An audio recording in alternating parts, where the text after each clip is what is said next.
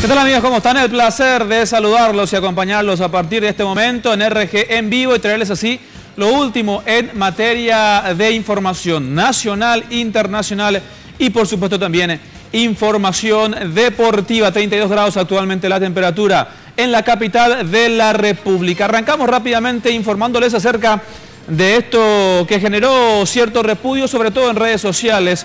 Mucha gente que se manifestaba en contra de esta resolución judicial. Sin embargo, hay que decir que nuestra legislación ampara en este caso para que se dicte prisión domiciliaria a este joven que finalmente fue imputado por homicidio culposo tras haber ocasionado un accidente que le produjo la muerte al conductor de transporte público.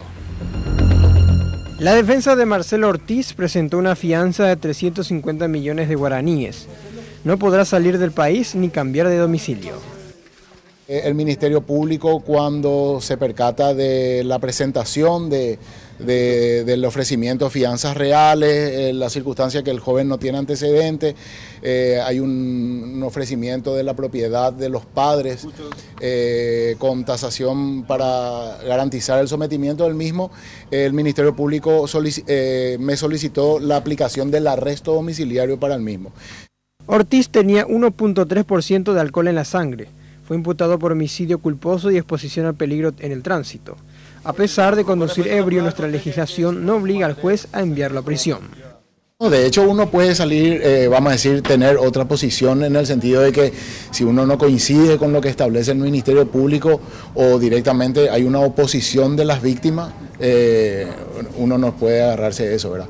Pero lo que te quería comentar nomás es que la ley permite que los homicidios culposos puedan ser reparados por acuerdo entre las partes. ¿No hay peligro de fuga entonces? No, calculo que no, por eso se dio las medidas, claro que sí.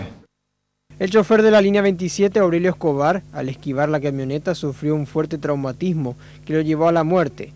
El padre del autor del percance no quiso dar mayores detalles del caso. ¿Y qué te dijo? Como tu hijo, él te habló, él reconoció. ¿Cuánto Ortiz te puede decir al respecto? Una imputación de homicidio culposo, ¿estás de acuerdo con esa imputación? ¿Te parece muy gravosa para tu hijo? ¿De dónde salía tu hijo, Ortiz? Ortiz podría ser condenado a 5 años de cárcel o multa. El juez Gustavo Amarilla cree que finalmente habría un arreglo entre las familias involucradas.